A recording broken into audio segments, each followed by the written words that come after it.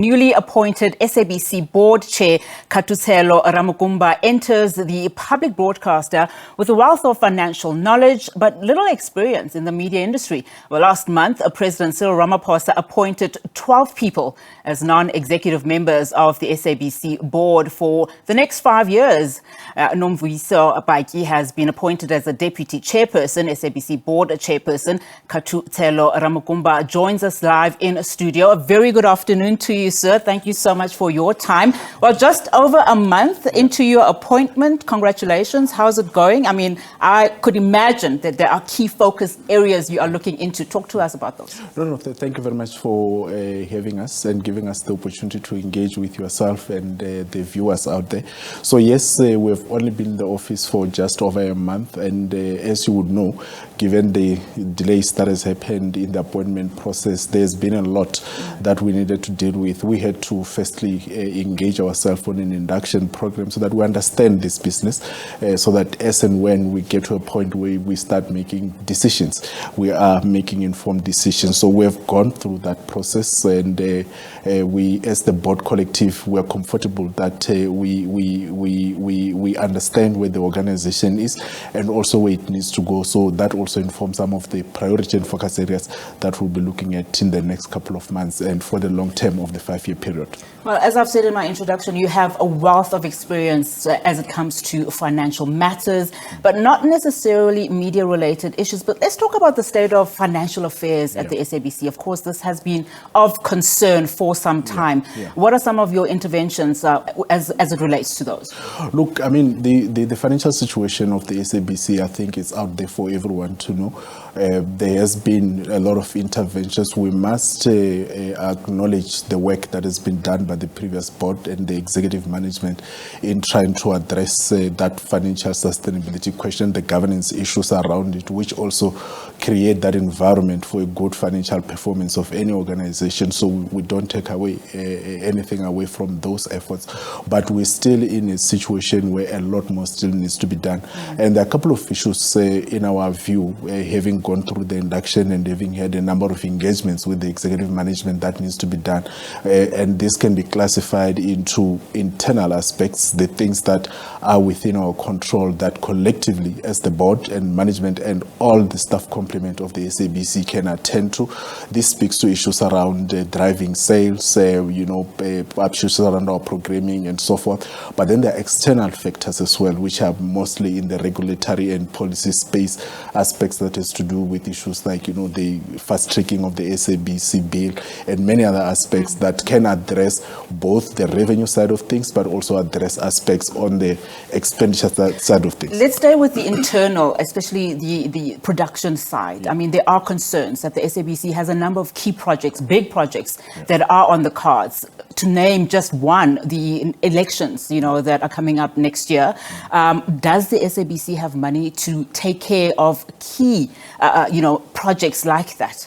Look, these are conversations that we must have with the colleagues in the executive management to understand the extent to which we can fund this. But I think it's important to also state that it's also a well-known fact that the SABC, insofar as the public service mandate is concerned, has been inadequately funded by government for a long time.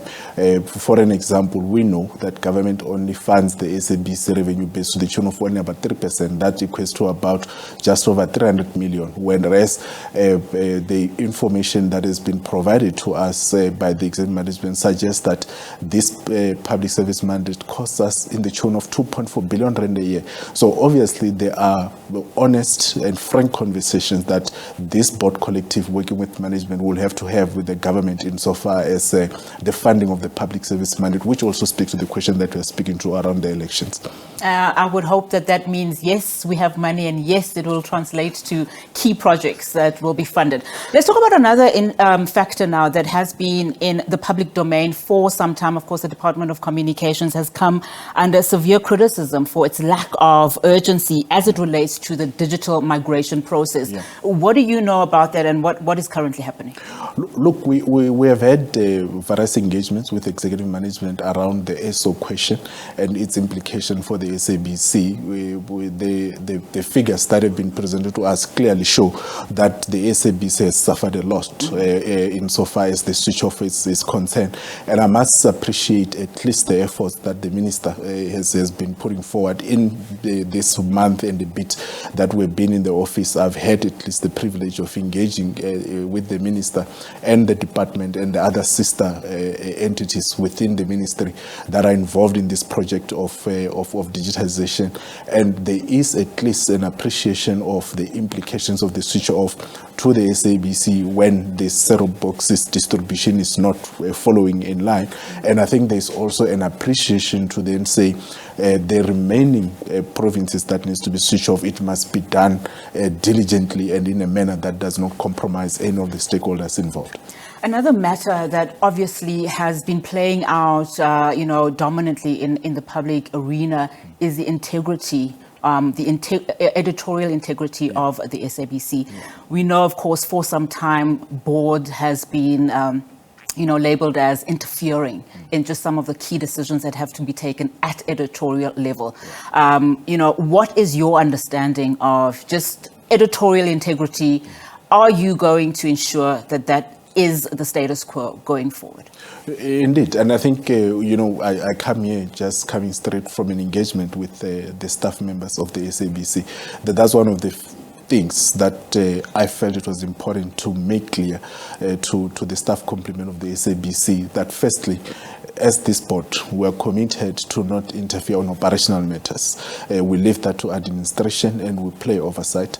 Equally, I made it clear that as this board, we are committed to editorial independence and we leave that to the newsroom to make editorial decisions, and we will not get involved in that. So ours is to sustain the foundation that has been laid by the previous board and the executive team that worked with them, and to ensure that indeed the SABC continue to offer its news and current affairs in a manner that is independent and without fear or favor. Just in terms of that, of course, staff morale, it's a known fact that it has been low for some time, at the SABC. Your message to members of the SABC, staff members, journalists, producers, you name it, the people that actually are the engine behind what everybody is seeing currently on air. Your message to them, particularly given what they've been experiencing over some time, and of course, just recently, the SABC also coming under fire, given that lag of appointing board members, of 6 months, as an example.